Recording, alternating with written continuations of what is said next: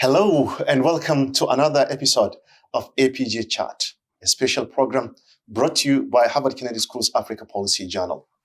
Today we have a special guest. He's no other than the Vice President of the Republic of Ghana, His Excellency Muhammadu Bawumia. Muhammadu Bawumia is here in Cambridge to attend the Africa Development Conference organized by the Africa Caucus and the Africa Law Students Association.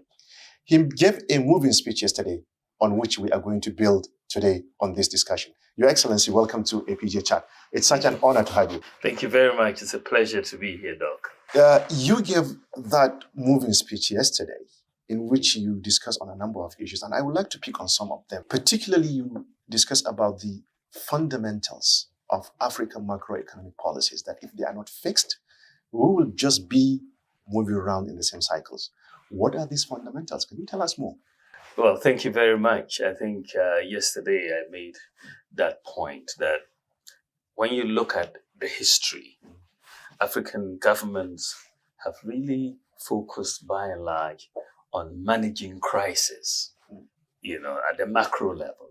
So you have commodity prices going up, and then it creates instability, some macroeconomic instability, political instability, and there are all sorts of crises that countries manage. And when you look at the end of the day, my underlying micro foundations for economies in Africa to enable us deal better and prevent these macro crises are totally ignored and have been ignored for the longest time since independence.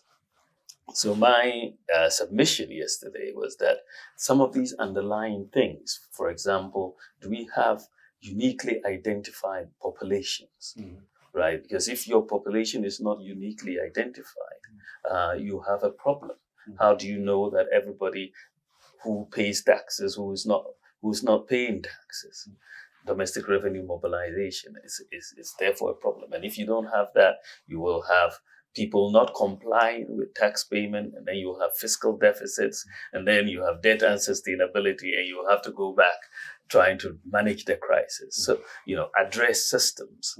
You don't have them. How do you implement a proper property taxing mechanism? You don't know. Your public sector service delivery is very manual. The processes are very manual, and therefore you have corruption. And that means the lack of productivity, inefficiency. If you can automate and digitalize the offering of these public services, you increase efficiency, reduce corruption, reduce the cost of doing business. Financial inclusion is another major underlying micro fundamental that has to be addressed. If you have the majority of your population excluded from the financial sector, your savings in the sector is very low. Your interest rates will be high. Your growth will be low. That results in macro instability that you will now have to manage the crisis, and so on. So that was essentially my point, that for the longest time, Africans focus more on the bigger macro and less on the underlying macro, which will sustain the bigger macro. And so we should be really solving that problem. And I made the point yesterday that digitalization and the use of digital technology can help, as it has helped Ghana deal with putting these micro underlying fundamentals in place. So based on your experience and what is happening in Ghana, what sort of reforms do you think are needed? And the sort of awareness, because it seems you also need to carry the population along. Sure. So what sort of thinking is going on in terms of the sort of reforms that you may wish to introduce or you are already working on in Ghana to address these fundamentals? Well, I think first of all is a recognition of the problem. And it will require political will and leadership. I think that when you want to change and reform, you need a clear vision. And that is going to be provided by leadership, and therefore set out a roadmap in terms of how you are going to achieve it. In our setting, we set up a roadmap for digitalization and said, look, we've got to put in place the pillars. First of all, let's have a national ID. Let's make sure there's every part of the country has a digital address, because that is the way we thought we could use GPS technology to deal with the addressing challenge, which we did. So every part of the country, every property has a digital address. Let's make sure everybody has a bank account. That is a clear goal. And we said, okay, most people have mobile money accounts. Let's make it interoperable with bank accounts. So we implemented mobile money interoperability. And therefore, we're able to accomplish that particular goal, that you have financial inclusion. And therefore, as a result, we are not only the fastest growing mobile money market in Africa, we are also number one in Africa in terms of access to financial inclusion, because we've been able to put the fintechs, the telcos, and the banks on one common platform. It wasn't easy to do because these are competitors, but we had to convince them that it was in their collective interest to be on one platform and compete on that platform rather than try to set up separate platforms as you have in many other countries. So we did that, and then we said, let's digitalize government services. Then we've proceeded. And all of this we've done in this period of 6 years. But because there's been a focus, and I was given the responsibility to drive this from the Office of the Vice President, because we need a broad sectoral participation in this. So we bring all the ministers together, all the agencies together, and say, this is where we are going. Bring the private sector together, because the private sector for us is very key to the success of our digitalization. They have an interest, of course, financial incentives to make systems work. When systems work, they make money. And so it's a public-private partnership that we have adopted, and it's working very well in the context of Ghana. So you need to set the vision, and you need a political will, and you need to implement. Interesting. One aspect of the speech also that caught attention was this transition from colonialism to African independence, in which you articulated that African governments after independence continued with colonial legacies of looking for resources instead of focusing more on investing in human capital. Right. What do you mean? And what would you like to see changing? Well, thank you very much. I think what I said, and which you are making the point of, and which is the case, the colonialists, when they came in, their major interest was in our natural resources. That's why they came to exploit those natural resources. So the systems that they put in place in Africa were systems to enhance their ability to exploit those natural resources. And, they exploited these natural resources for 100 years or so. Now, after independence, we continued that whole legacy of colonialism. And we thought, let us also continue the exploitation of natural resources as the path to development. Of course, the evidence that we have is clear in terms of within the continent that is not the sufficient path to economic growth. We've had countries without any natural resources that have completely surpassed us in the growth process. So we should have rather focused on human resources, on education, on skills development, on ideas, on innovation, right? That is where, in terms of the literature on economic growth and development, this is really where the action is. But unfortunately for us, we spend the best part of our post-independence lives focusing on trying to dig up, more minerals and so on. But that is not necessarily the way. Even if you have that and you don't have ideas, you don't have the human capital, it will just be more exploited. I'm glad that you brought the example of, some success stories outside Africa. Right. That have done something different instead of looking at just natural resources. Singapore comes to my mind. South Africa comes to my mind. South Korea, comes to mind.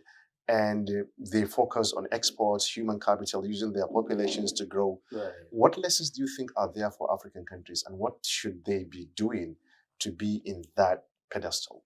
Yes, in fact, it is very true that the experience of Singapore, South Korea, and so on, Taiwan, has been a bit different from many African countries.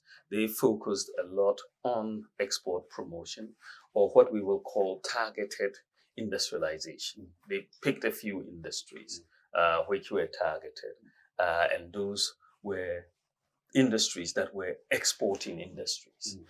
So they were not just import substitution, which many of us in the continent did, but they were export promoting.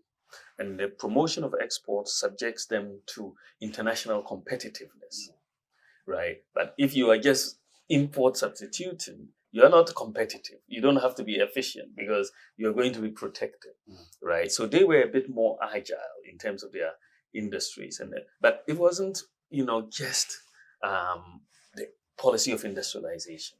When you read Korean history, you will find that even as far back as the 4th century BC, wow, that was such a long time. A long time ago, BC, that people were mortgaging their homes to educate children.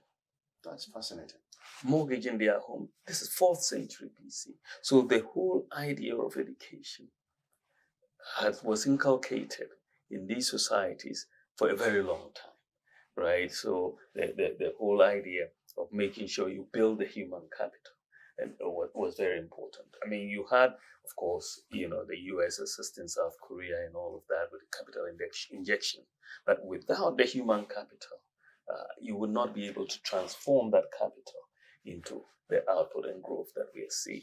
That's a fascinating point which I would like to really dwell on. Ladies and gentlemen, you are listening to APJ Chat, brought to you by the Harvard Kennedy School's Africa Policy Journal.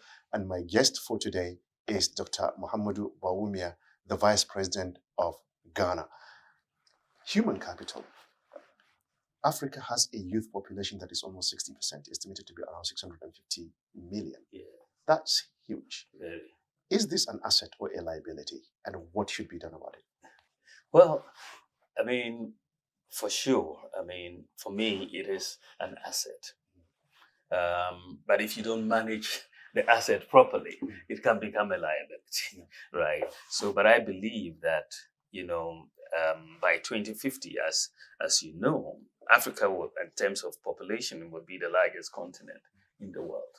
And in terms of the youth population, we would also have the largest youth population in the world, as 60% of our population is youth, as you have just said. Now, we contend this. This is a huge potential, because it means that Africa has a market, a very large market in terms of the economy. We will have a very large market. So how do we translate this big youth population bulge into an asset? First of all, education. It's very, very important that the youth are educated. It's very, very important that we have skills training, the appropriate type of skills training. Today, the game is the 4th industrial revolution. We cannot participate in it if the youth don't have digital skills. We've got to focus on digital skills. We've got to focus on technical skills. So the investment in technical and vocational education, in digital skills, in ICT is very, very key for the youth. For youth, when they're going into agriculture, these days we have to move into smart agriculture. We have to use artificial intelligence. We have to use the Internet of Things. We have to use big data. We have to use satellite data to make sure that there is certainty in agriculture. A lot of the reasons why the youth are not going into agriculture in the numbers we want them to go into is that there's too much uncertainty. And that uncertainty and the lack of predictability makes it very difficult for them to access capital to go in and all of that. But we've got to make sure that the youth are going into these areas to encourage entrepreneurship and innovation. I think when we put that framework together of education, skills, and and an investment in technology to support the youth, they would be a very potential asset. That's really relevant because, especially the reference you made to artificial intelligence, which is the new big game in town. Yes. The late Julius Nyerere of blessed memory from Yes. Tanzania once said that while the Europeans are moving to the moon, we are still moving to the village. Right. So when are we even trying to play catch up? Right. So looking at artificial intelligence, the growth is exponential. Yes. Do you see that as an advantage for Africa? Or do you see that we will end up playing catch up and not really catching up? And what are your personal thoughts as a leader, and what should be done to make sure that Africa is also taking advantage of this revolution that is coming? Thank you very much. I see this whole idea of the fourth industrial revolution. We were left behind in the first industrial revolution, the second and the third. And we should not be left out in the fourth industrial revolution. I think that artificial intelligence applied properly will be a big boost to Africa. It will help us leapfrog. It will help us catch up as well and leapfrog in many areas. And I think that artificial intelligence should be seen as a tool to assist that. And I see three main areas that we in Africa can really use artificial intelligence. Health. You don't have enough doctors. In many, many places, you may have nurses, right? But if the nurse is equipped, for example, with GPT-4, and they can ask questions, and you can get very accurate answers from these. They could assist nurses, they could assist doctors in providing information to provide healthcare. We're already using drones, which is artificial intelligence, to deliver medicines, right? Vaccines, blood supplies, and so on. This is happening. We are saving lives as a result of the usage of drones. We delivered 9 million vaccines during COVID to rural areas, to remote areas, which would be difficult to reach. Mothers who are giving birth, who need blood supplies in the middle of the night, the drones can get them there, the medicines there. And so we have seen practical, benefits of artificial intelligence. And we are not worried about it. We think that we should embrace it and use it in a way that helps us. We have to direct it in ways in health, in education, in agriculture, and it's the same thing with education. It's not everywhere that we have the personnel in terms of the teachers and all of that. And in fact, even in teaching, you need to be, the information out there is so much, the research out there is so much that with tools, you can get succinct, summaries of where the research stands in various areas. And you can use it as a teacher to teach your students. Similar with the doctors, they cannot cope with all the most recent information. They can get it using artificial intelligence to get the best. So I think that, and the same with agriculture, you can help. So I think that if we focus it in some of these key areas, Africa can really benefit. And one of the things that I have always said in the area of technology, digital technology, AI, and all of that, is that Africa comes to the table with no legacy systems. we don't have a bed. And so we can make those changes and leapfrog in many areas that the developed countries will find it difficult. So we should not use the developed countries as a measure of what we do. We have to chart our own course. We have to chart our own course because they have a different set of facts on the ground to begin with from us. So different horses for different courses, as Drucker would say. So we've got to not be intimidated. The late Calisius Juma, actually, of blessed memory here teaching at the Kennedy School, has made that point that even the developed countries now has things to learn from Africa. Now, this brings me to the elephant in the room, energy. Yes. More than half of the African population do not have access to energy. So how do you harness the potential of artificial intelligence and other technologies when electricity is not available? What are your thoughts on this? Thank you very much. It's a very, very important question. I mean, there are about 900 million people in the world without access to electricity. And about 600 million of them, about 72% of that or so, is in sub-Saharan Africa. Not just Africa, but Sub-Saharan Africa. And I mean, if you look at energy consumption around the world, in sub-Saharan Africa, it's about 180 kilowatt per capita. It's 180 per kilowatt hour. In the US, it's 13,000 consumption per kilowatt hour. In Europe, it's about 6,500, consumption. So we're at 180, right? And so you see the direct relationship between our energy consumption and economic development. Ours is so low because without energy, you cannot do so many things, in transport, health, in education, agriculture. There's so much that requires energy. Digitalization, artificial intelligence, all those things that we want to do require energy. So it's a big issue for Africa and how we are able to deal with this elephant in the room. My own experience with our situation in Ghana, and when you look at what is happening across the continent in South Africa, in Nigeria, and so on. First of all, we have to make sure that the utilities are financially viable. The lack of viability of our utilities is a major problem because if the utilities are not viable, they are not able to make the investments that are required. And you know that with the energy sector, the lead time for investment is about 4 years before you actually need the energy. And so if you don't put in the investment early on, but if your utilities are making losses and they are not cost recovering, you have a major problem to start with in that sector. In the utility sector, I think the World Bank estimates that we need about 20 billion annually for the next 10 years or so for us to close the gap, on electricity.